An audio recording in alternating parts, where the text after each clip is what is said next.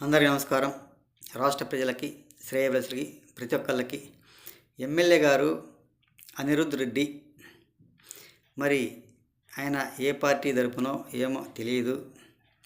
మరి ఎవరైనా ఏదైనా ఏ పార్టీ వాళ్ళైనా మంచి చేయాలనుకున్న వారు సింగిల్గా పోటీ చేస్తే ఏమిటి, కూటమిగా పోటీ చేస్తే ఏమిటి, ఒక్కసారి ఆలోచించి రాష్ట్ర ప్రజలకు చెప్పగలరా? అనిరుద్ రెడ్డి గారు సింగిల్గా పోటీ చేసి అధికారంలోకి వచ్చాక పవన్ కళ్యాణ్ గారిలా పెద్ద పెద్ద పదవులను ఆశించకుండా నిస్వార్థంగా సేవ చేసే వారు ఎవరైనా ఉన్నారా? ఒక్కసారి చెప్పండి రాష్ట్ర ప్రజలకు. అప్పట్లో ఎన్టీఆర్ గారు, ఇప్పట్లో పవన్ కళ్యాణ్ గారు అని అనుకోండి. ఆయన ఎప్పుడైనా ఏదైనా పెద్ద పెద్ద పదవుల కోసం ఆశించలేదు, అవునా కాదా? మరి పవన్ కళ్యాణ్ గారు చేసే మంచిని గుర్తించలేని వారు ఎవరైనా ఉన్నారంటే పవన్ కళ్యాణ్ గారిని ప్రశ్నించే హక్కు ఎవరికీ లేదు. ఆయన మంచి పనులు గుర్తించలేని వారు ఎవరు ఉండరు. మీలాంటి వారు ఉండబట్టే రాష్ట్రం అదే విధంగా అయిపోయింది.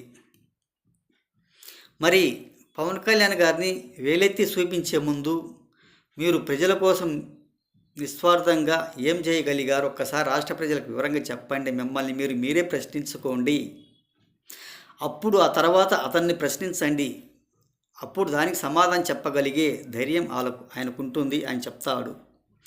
మీరు సేవలు చేయలేక ఊరక పవన్ కళ్యాణ్ గారిని అలా అంటే ఎలా సాధ్యమవుతుంది? ఒక్కసారి చెప్పండి. ఏది ఏమైనా అది చాలా మంచిది కూడా కాదు. మనం ఏం చేశామా నియోజకవర్గంలో, నియోజకవర్గం ప్రజలకి, రాష్ట్రంలో మన ప్రభుత్వం, మన పార్టీ ఏం చేయగలిగిందా అనేది ఒక్కసారి ఆలోచించుకోండి. ఏదో కల్లిపుల్లి మాటలు చెప్పుకొని, కహానీలు చెప్పుకోండి, ఊరక ఉత్తత మాటలు మాట్లాడుకుంటూ వీళ్ళకి ఏదో సింపతి పొందాలని, వీళ్ళకు ఏదో గొడవలు పెట్టాలని ప్రయత్నించడం తప్ప దేనికి పనికొచ్చే వాళ్ళు మాత్రం కాదు. అటువంటి కొంచెం ఆపండి. ఎవరు ఏదైనా కానీ ప్రజల కోసం మంచి చేయండి. ప్రజల కోసం ఆలోచించండి. ఒకరిని వేలెత్తి చూపిస్తే మీరు ఏం చేయగలిగారు, ఏం చేశారు అన్నది ఒకసారి ఆలోచించుకోండి